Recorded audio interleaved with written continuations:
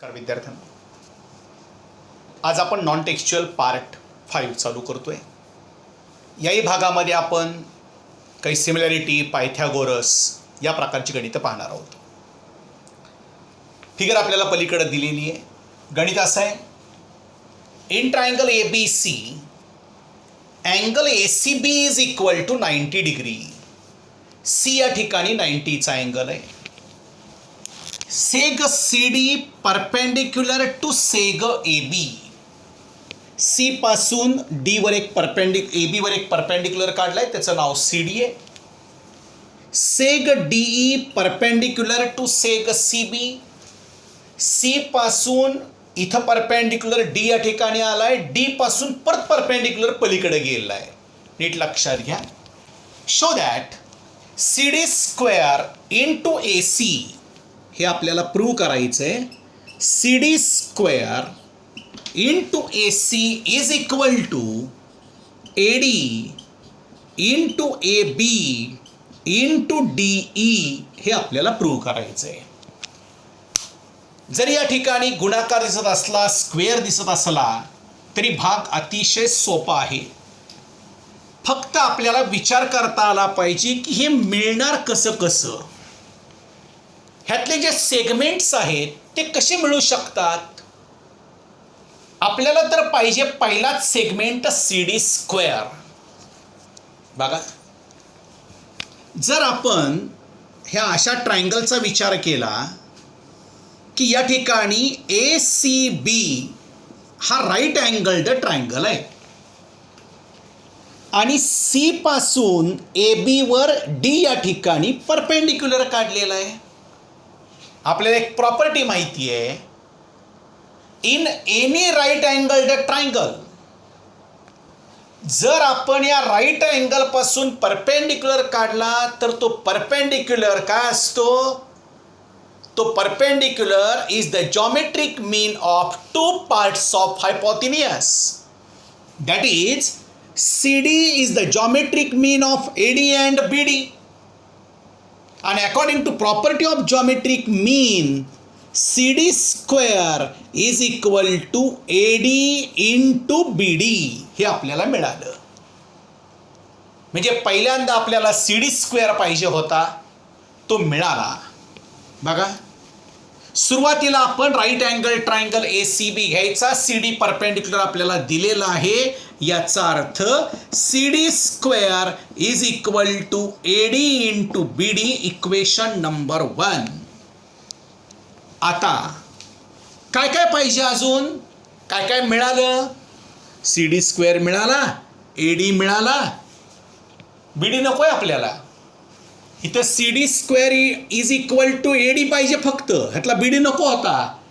पण हा बी डी नको आहे, पण हे दोघं आलेत, हा ए सी पण आलाय. म्हणजे बी डीचा आणि या तिघांचा काहीतरी संबंध असणार, तो हुडका. आता गणित थोडंसं वेगळ्या टर्नला जातं. पहिल्यांदा प्रॉपर्टी वापरली जॉमेट्रिक मीनची. आता काय करावं लागेल, आता गणित या पद्धतीनं जातं.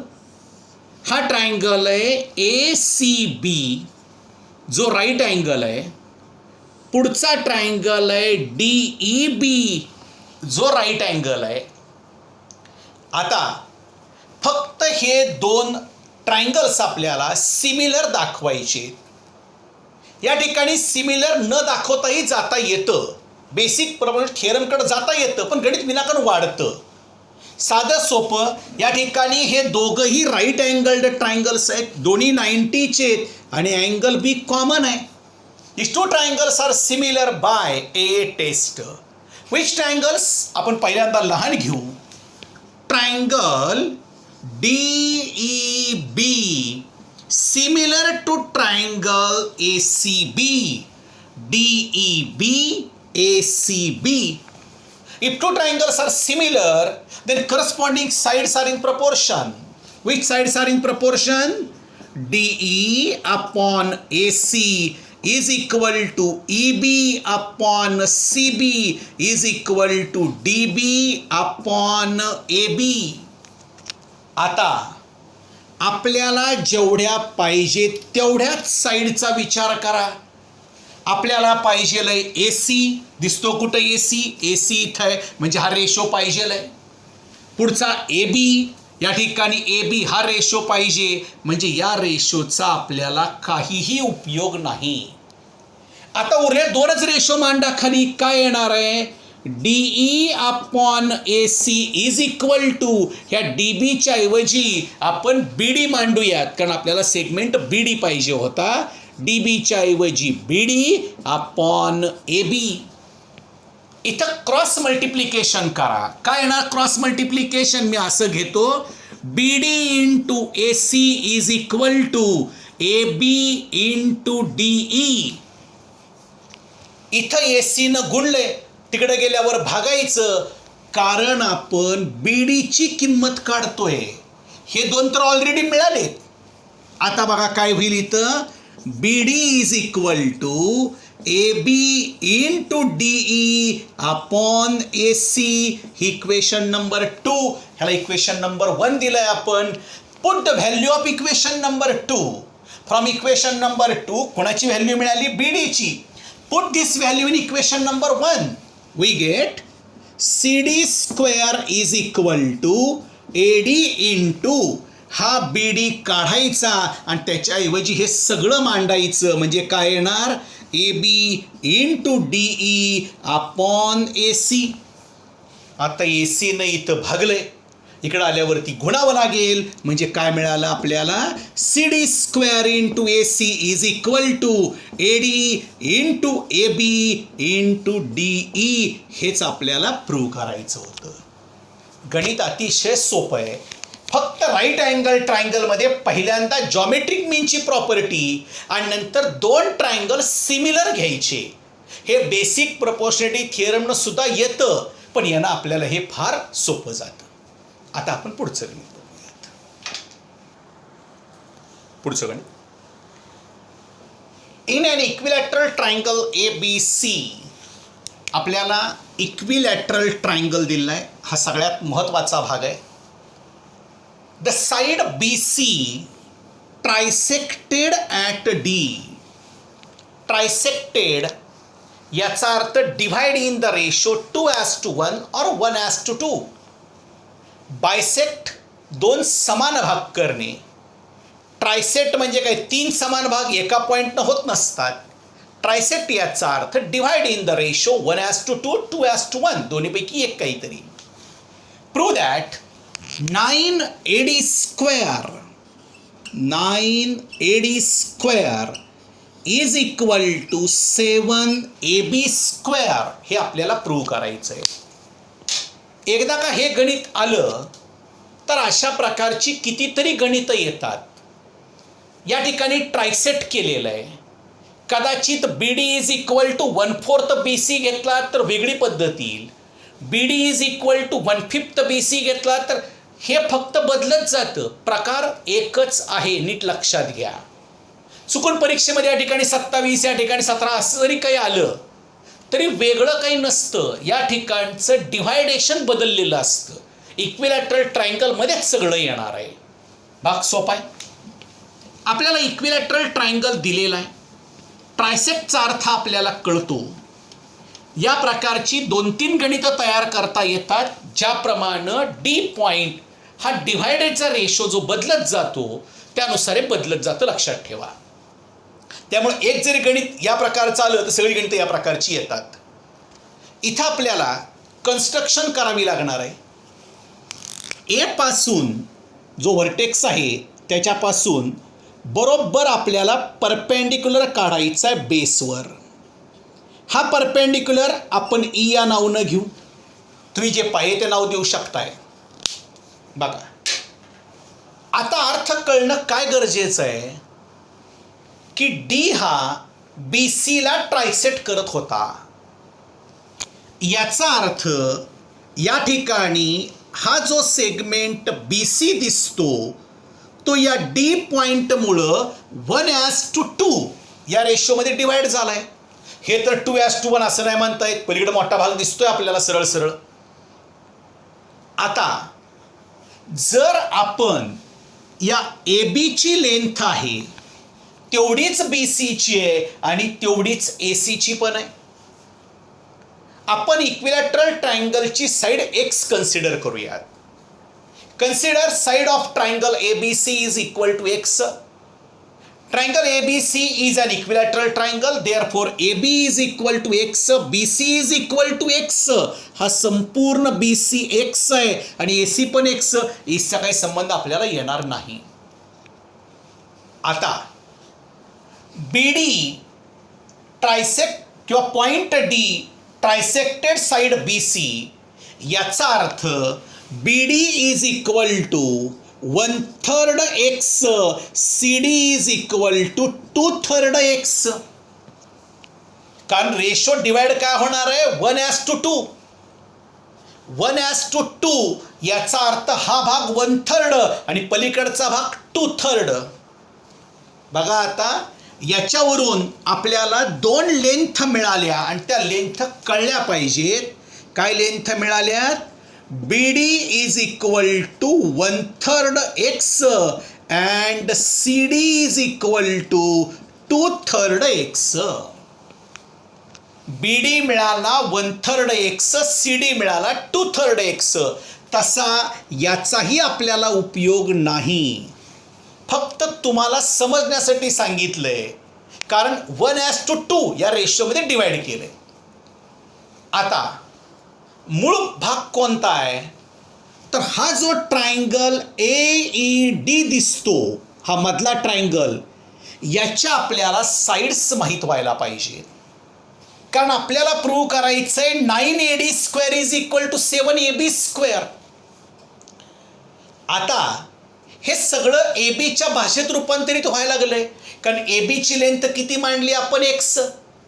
हा BD किती झाला? 1/3 X. आता नीट लक्षात घ्या, AE ही या ट्रायंगलची हाईट आहे. ए पासून काढलेला परपेंडिक्युलर त्याला आपण हाईट म्हणतो. याचा अर्थ AE is equal to √3/2 into side. Height of an equilateral triangle √3/2 into side. हे 9वीत पण झालं होतं आपल्याला. याचा अर्थ AC नाही, AE is equal to √3/2X. ह्या AEची लेंथ मिळाली √3/2 इंटू X. आता समजा हाईटचा फॉर्म्युला नाही आठवला तर आपल्याला काय करावं लागतं? ट्रायंगल ABC इक्विलॅटरल ट्रायंगल आहे. याचा अर्थ अँगल B 60 डिग्रीचा आहे. Side opposite to 60 degree. एवढ्या ट्रायंगलचा विचार करावा लागेल तुम्हाला असा. या ठिकाणी A, या ठिकाणी B, या ठिकाणी E. हा परपेंडिक्युलर, हा 60चा. Side opposite to 60 degrees, √3/2 times the hypotenuse. असाही विचार केला तरी पण हे येणार आहे. आता बघा, आपल्याला हा AED जो दिसतो त्याच्यामध्ये AEची लेंथ मिळाली. ह्या DEची लेंथ मिळवावी लागेल. DEची लेंथ मिळवण्यासाठी काय करावं लागेल? आता BEची लेंथ, थोडा सेगमेंट या बाजूला मोठा काढून घेऊ म्हणजे लक्षात येईल. या ठिकाणी BA, या ठिकाणी EA आणि या ठिकाणी DA. या BDची लेंथ माहिती आपल्याला 1/3 X. जर BEची लेंथ माहीत झाली तर DE काढता येतो. कारण BE मधनं BD वजा केल्यावर DE मिळणार आपल्याला. फिगरमध्ये जरा BE सेगमेंट बघा दिसतो का? परत एकदा त्याच फिगरकडे जातोय आपण. हे 2 पद्धतीनं काढता येतं. AEB, इथं राईट अँगल हा 60चा म्हणजे हा कितीचा? 30चा. Side opposite to 30 degrees, half of the hypotenuse. Hypotenuse तर X मांडलेला आहे आपण. याचा अर्थ BEची लेंथ किती येणार? 1/2 X. किंवा in any equilateral triangle the perpendicular drawn from vertex to the base bisect the base. तो बायसेक्ट करतो. याचा अर्थ BEची लेंथ BCच्या निम्मी. BC X आहे. Xच्या निम्मे काय? X/2 किंवा 1/2 X. तुम्ही कसंही जावा. थोडक्यात तुम्हाला हा BE काय मिळाला? आता BE मिळाला 1/2 X. मग हा DE काढायचा आहे. DE कसा काढणार? DE is equal to BE minus BD. इथं सपोर्ट येणार आहे B' D' E. आणि या ठिकाणी D is equal to 1/3 x minus 1/2 x, LCM येणार 6. 2 या ठिकाणी 3 आणि 2 याचा LCM 6 आला. सॉरी, पहिल्यांदा 1/2 आहे. 1/2 एक्स मायनस 1/3 एक्स, LCM 6 आला.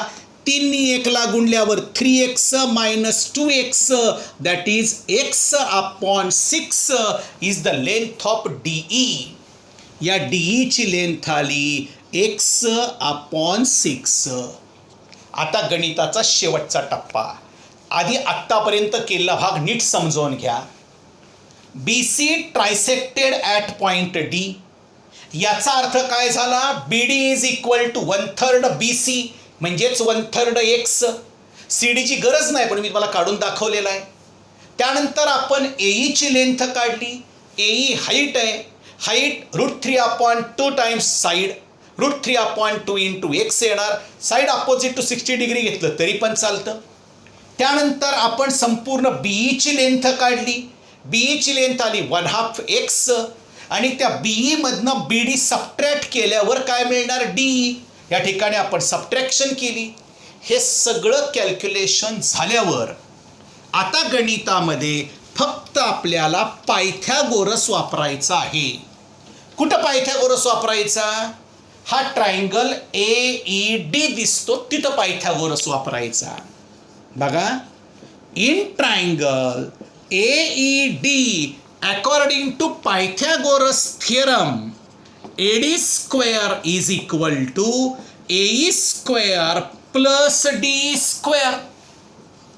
AD square is equal to AE ची लेंथ आहे √3/2 एक्स ब्रॅकेट स्क्वेअर, DE ची लेंथ आहे x/6 ब्रॅकेट स्क्वेअर.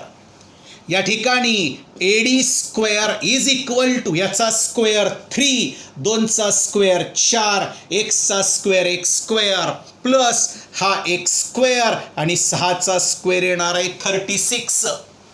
इथं AD square is equal to 4 आणि 36चा LCM 36, 36.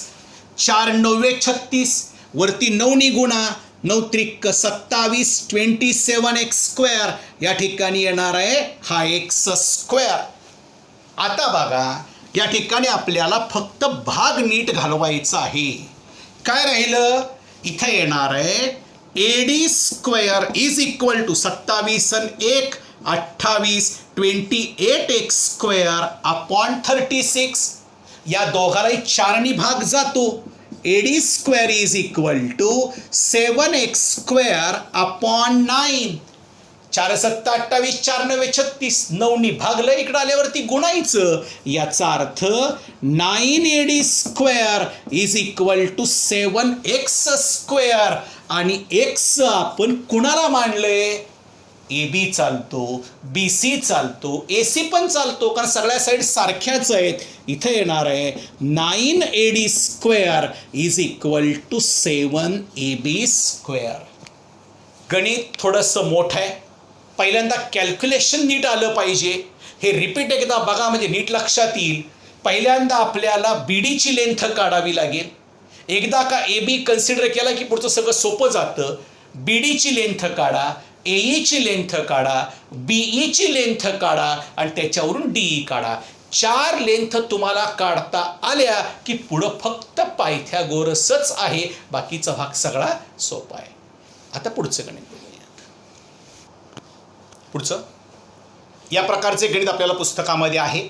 थोडेसे नंबर चेंज आहे. फिगर पुस्तकात उभी आहे, या ठिकाणी फक्त आडवी आहे.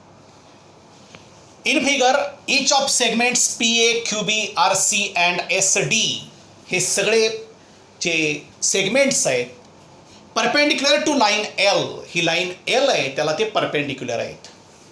AB 6 आहे, BC 9 आहे, CD 12. आपल्याला युनिट दिलेलं नाही त्यामुळे आपणही द्यायचं नाही. PS is equal to 36. PS 36 दिला आहे. हे 3 सेगमेंट्स काढायचे. बघा, या प्रकारचं आपल्याला पुस्तकात गणित झालेलं आहे त्यामुळे प्रॉपर्टी पण आपल्याला माहिती आहे.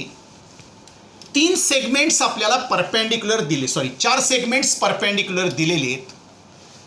seg PA perpendicular to line L, seg QB perpendicular to line L, RC perpendicular to line L, SD perpendicular to line L, which is given. आणि हे सगळे सेगमेंट्स एकाच लाईनला परपेंडिक्युलर आहेत, त्यामुळं seg PA parallel to seg QB parallel to seg RC parallel to seg SD. कोणत्याही टेस्टनं घ्या, या ठिकाणी करस्पॉन्डिंग अँगल टेस्ट घ्या, इंटेरियर अँगल टेस्ट घ्या, हे सगळे लाईन एकमेकांना पॅरलल येणार आहेत.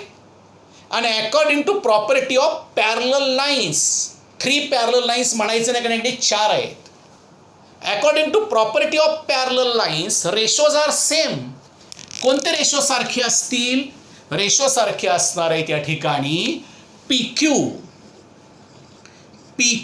Upon AB is equal to QR upon BC is equal to RS upon CD. हे रेशो सारखे असणार आहेत. Consider each ratio is equal to K. या ठिकाणी PQ अपॉन AB ची लेंथ 6, QR अपॉन BC ची लेंथ 9 आणि RS अपॉन CD ची length 12 is equal to K. According to theorem on equal ratios, साधं सोपं गणित आहे. According to theorem on equal ratios each ratio is equal to PQ plus QR plus RS upon 6 plus 9 plus 12 is equal to K. जर वरती बेरीज केली तर हे 3 सेगमेंट्स, याचा अर्थ वरती बेरीज येणार आहे PS आणि अपॉन इथं येणार आहे 6 आणि 9 15, 15 आणि 12 असणार आहे 27. 27 इज इक्वल टू K. आपल्याला PS ची लेंथ दिली आहे 36, that is 36 upon 27 is equal to K. इथं 9नी भाग जातो, 9 चोक 36, 9 त्रिक 27. K is equal to 4 upon 3. आता आपल्याला याच्यावरून सगळ्या किमती एकदा K ची किंमत मिळाली, K ची किंमत मिळाली याचा अर्थ हा प्रत्येक रेशो 4 अपॉन 3 आहे. आता आपण एक एक रेशो 4 अपॉन 3 घ्यायचा, क्रॉस मल्टिप्लिकेशन करायचं आणि किंमत काढायची आहे. या ठिकाणी बघा, देअरफोर याच्या खाली असेल therefore PQ upon 6 is equal to 4 upon 3. इथं क्रॉस मल्टिप्लिकेशन करा, PQ ची लेंथ मिळेल. त्यानंतर QR upon 9 is equal to 4 upon 3. इथं क्रॉस मल्टिप्लिकेशन, QR ची लेंथ मिळेल. आणि त्यानंतर RS upon 12 is equal to 4 upon 3. इथं cross multiplication, PQ into 3 is equal to 6 into 4, that is PQ is equal to 6 into 4 upon 3. 3 दुने 6, PQ is equal to 4 दुने 8. या ठिकाणी QR into 3 is equal to 9 into 4, that is QR is equal to 9 into 4 upon 3. 3 त्रिक 9, QR is equal to 3 चोक 12. आणि इथं शेवटी असणार आहे RS into 3 12 into 4, that is RS is equal to 12 into 4 upon 3. 3 चोक 12, RS इज इक्वल टू 4 चोक 16. जे आपल्या पुस्तकात गणित आहे त्याच्यामध्ये फक्त फ्रॅक्शनमध्ये किमती येत आहेत. या ठिकाणी सगळ्या किमती या इंटिजरमध्ये. जर युनिट दिलं तर आपण सुद्धा युनिट द्यायचं. पुढच्या भागामध्ये आपण आणखी काही गणितं पाहणार आहोत.